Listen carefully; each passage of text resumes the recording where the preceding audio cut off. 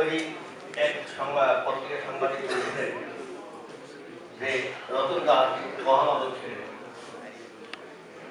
মহামানব ছিলেন কিনা আমি জানি না, তবে এই নিউ ইয়র্কের মধ্যে হিন্দু, মুসলমান, বৌদ্ধ, খ্রিস্টান যত রকম সম্প্রদায় আছে সবাই উপকার করে গেছেন এবং সবাই শ্রদ্ধেয় ব্যক্তি ছিলেন।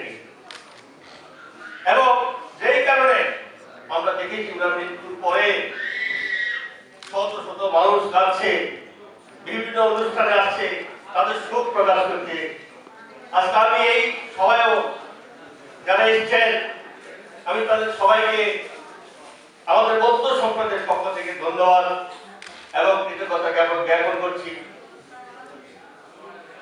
আর আমি একটি কথা বলতে চাই, আজকে রতনদা বৌদ্ধ ধর্মের ছিলেন ঠিকই, কিন্তু ইনি হিন্দুদের উপকার করে গেছেন, বৌদ্ধদের উপকার করে গেছেন।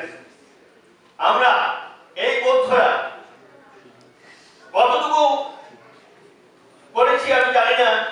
আজকে যদি বাংলাদেশি একটা বৌদ্ধ মন্দিরে যদি এই অনুষ্ঠানটা হতো, আমরা গর্ব করে বলতে পারতাম আমাদের পরবর্তী প্রজন্মের কাছে যে আমরা একটা বৌদ্ধ মন্দির, নিজস্ব বৌদ্ধ মন্দির করেছি।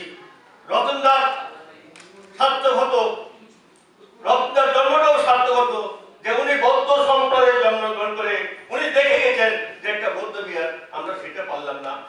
পরবর্তী প্রজন্মের কাছে আমরা কি জবাব দেবো, এই প্রশ্ন আপনাদের কাছে আমি রেখে গেলাম।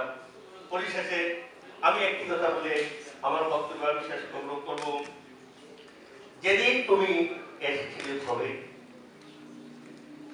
কেঁদেছি তুমি একা, এসেছিলে সবে, এমন জীবন তুমি করেছ গঠন, হাসছ তুমি একা, কেঁদেছ সবে। ধন্যবাদ।